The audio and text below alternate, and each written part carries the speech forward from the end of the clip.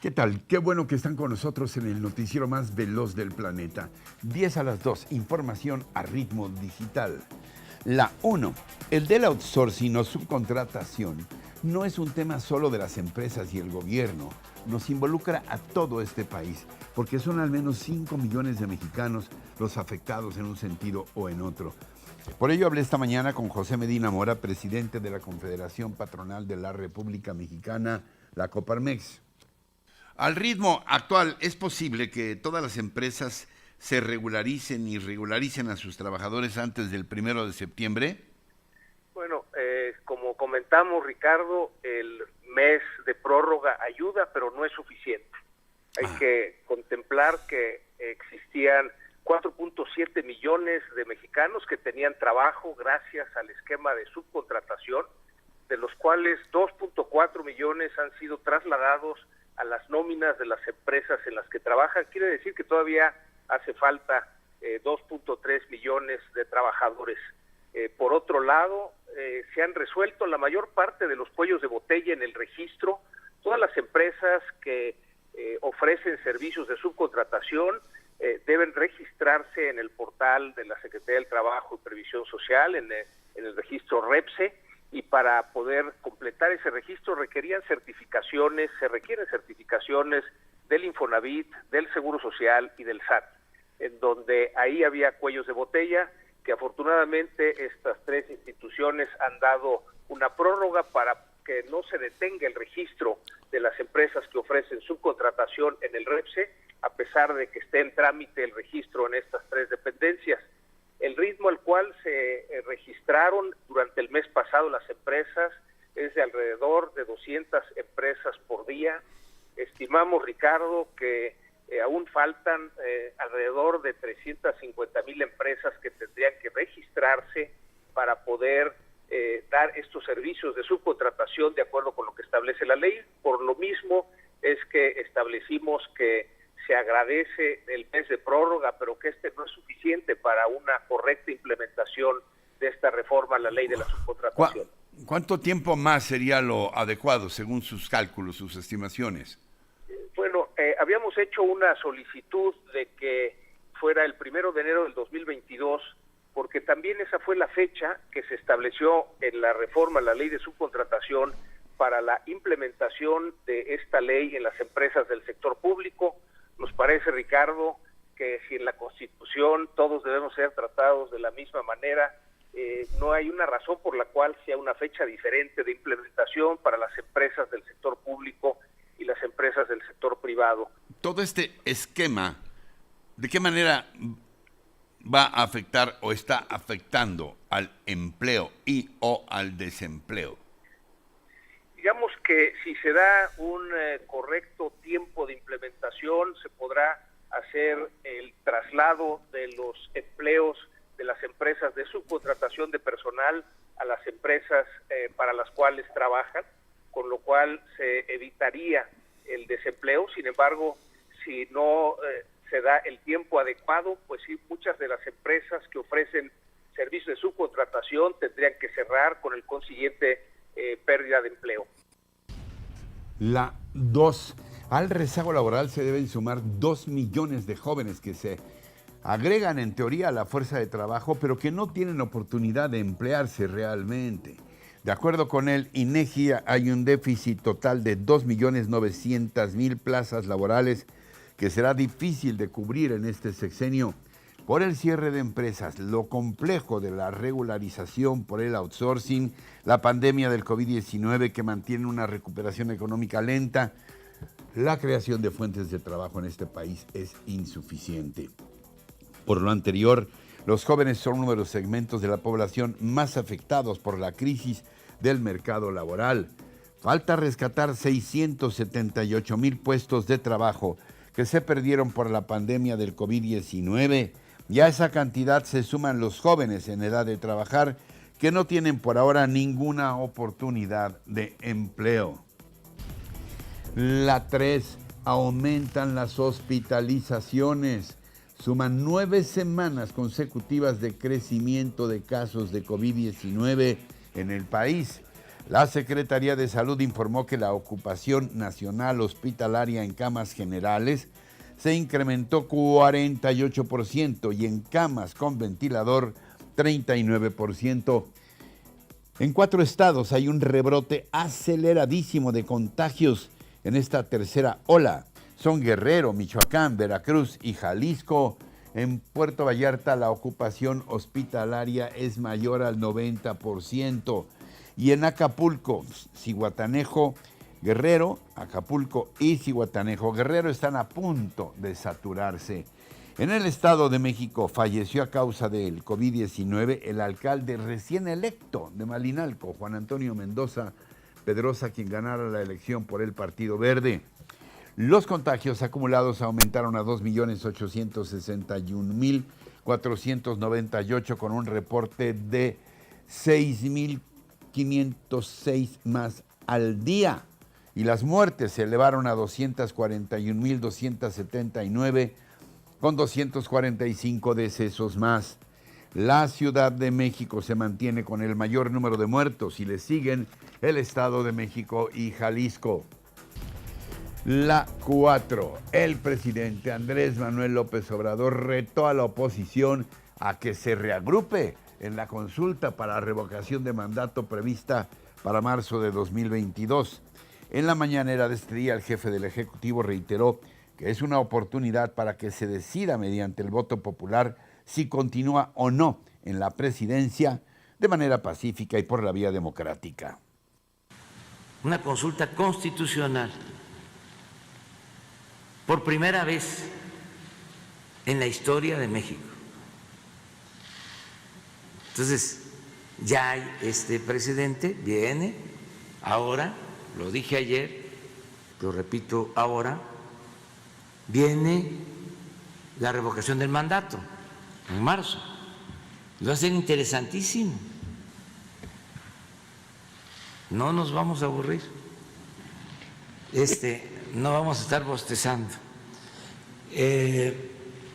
Gracias. Porque el bloque conservador tiene la oportunidad ahora de reagruparse, como lo hicieron en junio, que querían que no contáramos con la mayoría en la Cámara de Diputados. Y se unieron todos. Políticos corruptos, la mayoría de los medios de información, los sectores más retrógradas. Salió el pensamiento rancio, conservador, que siempre se mantiene. Insistió el presidente en que la oposición fracasó porque la consulta del domingo anterior para enjuiciar a actores políticos del pasado fue un gran ejercicio de democracia. La 5. Ella es una extraordinaria comunicóloga y publicista, considerada unánimemente como una de las 100 más influyentes mujeres de México y para fortuna nuestra colaboradora de nuestros espacios. Hoy aborda el tema de quién es quién en las mentiras, la controvertida sección de las mañaneras del presidente López Obrador. Es un tiro en el pie, en la palabra de Ana María Olabuenaga.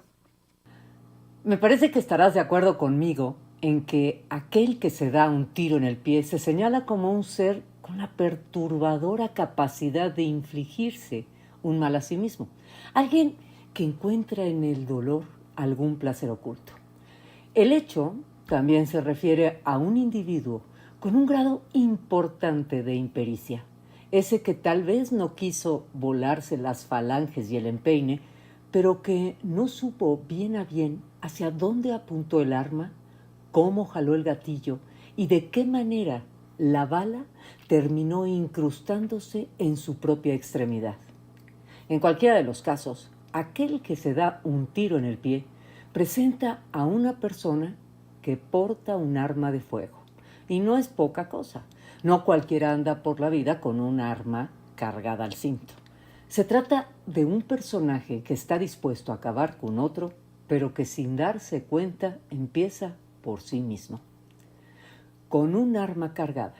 Así llegó a la mañanera del pasado miércoles la chica que presenta la sección del quién es quién en las mentiras. Tartamudeante y sudorosa, apuntó a los periodistas del otro lado de la cámara. Con un ojo en la mirilla y el otro en el garabato escrito, dijo que presentaría el análisis correspondiente a la información en medios impresos, radio y televisión en torno al presidente. En ese instante se escuchó como el pueblo contuvo la respiración. Pero es que uno pensaría que el análisis debería de referirse a todo el gobierno, pero no, solo se refería al individuo. Un total de 543 medios analizados durante el mes de julio para evaluar cómo va la imagen del presidente. Todas las gráficas estaban en rojo. Imposible pensar que la mayoría de los 543 medios nacionales mienten. Una tremenda noticia. La inmensa mayoría de la prensa que analiza e investiga está en rojo. Cuestiona y critica la gestión del presidente, lo cual siembra la duda. ¿Quién es quién en las mentiras? ¿El gobierno o los periodistas? La 6. Este martes se cumplen 3 meses de la tragedia de la línea 12 del metro que costó la vida a 26 personas y hasta el momento seguimos esperando resultados de las investigaciones para conocer las verdaderas causas del accidente. La jefa de gobierno, Claudia Sheinbaum, informó hace unas horas que se está atendiendo de manera personalizada a la familia de cada una de las víctimas para que ninguna de ellas quede en el desamparo. Adelantó que la empresa noruega DNB, que realiza el análisis causa-raíz, entregará su segundo informe hacia finales de agosto y que la Fiscalía General de Justicia de la Ciudad de México sigue adelante con sus investigaciones para establecer responsables. Reitera la jefa Sheinbaum su compromiso de devolver, con el apoyo de una comisión de expertos, la línea 12 del metro a los habitantes de la ciudad. Sé que hay una urgente necesidad de la sociedad de respuestas, y en particular de las víctimas. Confío en que la Fiscalía responderá con sus procesos de investigación para hacer justicia. Y estoy dedicada, en mi caso, junto con mi equipo, a dar todo el apoyo que se requiera a esta comisión para que lo más pronto posible tengamos el proyecto ejecutivo e inicie la rehabilitación, para que el usuario del metro, de la línea 12, la sociedad, tenga la confianza de contar con un servicio seguro. La 7. Las remesas, las benditas remesas no dejan de sorprendernos, un día sí y el otro también. Y es que el Banco de México acaba de informar que el dinero que religiosamente envían nuestros paisanos del otro lado a sus familias rompió todos los récords habidos y por haber durante el primer semestre de este 2021. Algo en verdad digno de elogio, sobre todo por la difícil situación que atraviesa el planeta completo a raíz de la pandemia del COVID-19. Solo de enero a junio, nuestros compatriotas enviaron la friolera de 23.618 millones de dólares, unos 4,000 millones de dolarucos cada mes. En promedio, cada mexicano que trabaja en Estados Unidos envía a su familia $393 mensuales, algo así como 8,000 pesos, muy buenos en estos tiempos. Y aquí les va otro dato revelador. 1.700.000 familias en México se ven beneficiadas con los envíos de remesas. Así que Diosito y la Virgen sigan cuidando de nuestros queridos paisanos. ¡Órale, primos! La 8. En México el gas LP es un insumo básico. 7 de cada 10 hogares en el país lo utilizan en sus actividades diarias y solamente, escuche bien, 5 familias controlan más de la mitad de sus ventas. De acuerdo con una investigación del periódico Milenio, apunta que el grupo llamado también G5 lo integran Grupo Tomsa de Tomás Zaragoza Fuentes, Zgas de Miguel Zaragoza Fuentes, Gas Uribe de Óscar Uribe, Vela Gas de Lázaro Bello y Gas Express Nieto de Sergio Nieto del Río. De acuerdo con datos de la Asociación Mexicana de Gas, Licuado de Petróleo y Empresas Conexas Amegas, Al año se consumen 750,000 toneladas del petrolífero y estas 5 familias deciden cuál será el precio. Eso se decide hasta ahora porque ya les pusieron un límite. Ya hasta ahora decidían cuál es el precio del insumo tan necesario en nuestras casas. La 9. Choque de trenes en la 4T. De este lado, Alejandro Encinas, subsecretario de Derechos Humanos de Gobernación, y del otro, Ricardo Monreal, líder de los senadores de Morena y presidente de la Junta de Coordinación Política en el Senado. Pues resulta que Encinas le reclamó públicamente a Monreal el haber dejado fuera de la discusión en el periodo extraordinario el desafuero en contra del diputado morenista Saúl Huerta, acusado de abuso sexual contra menores. Esto fue lo que el secretario o subsecretario de Gobernación no se guardó. Y lo digo con todo respeto, senador Monreal, lamentamos mucho el que se haya excluido del periodo extraordinario de sesiones el asunto del desafuero del diputado Saúl Huerta Corona, acusado de violación y abuso sexual, lo cual envía una señal contradictoria muy negativa, porque nosotros debemos ser los principales interesados en erradicar este tipo de prácticas ilícitas. Pero Monreal no se quedó callado, tomó aire y así le contestó a Encinas. Le respondo al ex senador y amigo Alejandro Encinas sobre el caso que le indigna y que reclama al Congreso. No le acepto su reclamo, licenciado Alejandro Encinas. Son tiempos del Congreso. Le pediría simplemente su respeto. Mañana se reúne en la comisión, no va a haber impunidad en el Congreso y en el Senado no vamos a proteger a nadie. Hay otros 2 casos que la comisión tomará su decisión. Tardaremos 8 o 9 días para tratar este tema. Le doy mi palabra, no se va a dar carpetazo a nadie. La 10. Y para concluir, una bella historia de la ciudad, o más bien de nuestras ciudades y de sobrevivencia humana. Se trata de los adultos mayores que nos ayudan a empacar nuestras compras en los supermercados y que tienen como sustento las propinas que les damos cuando rellenan nuestros carritos.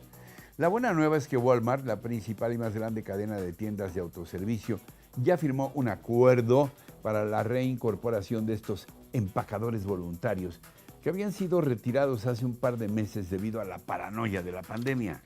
Desde luego hay precauciones, deberán presentar su esquema de vacunación completo, solo 1 por caja, y podrán laborar solo en las más de 2,000 tiendas que operan en semáforo verde en todo el país.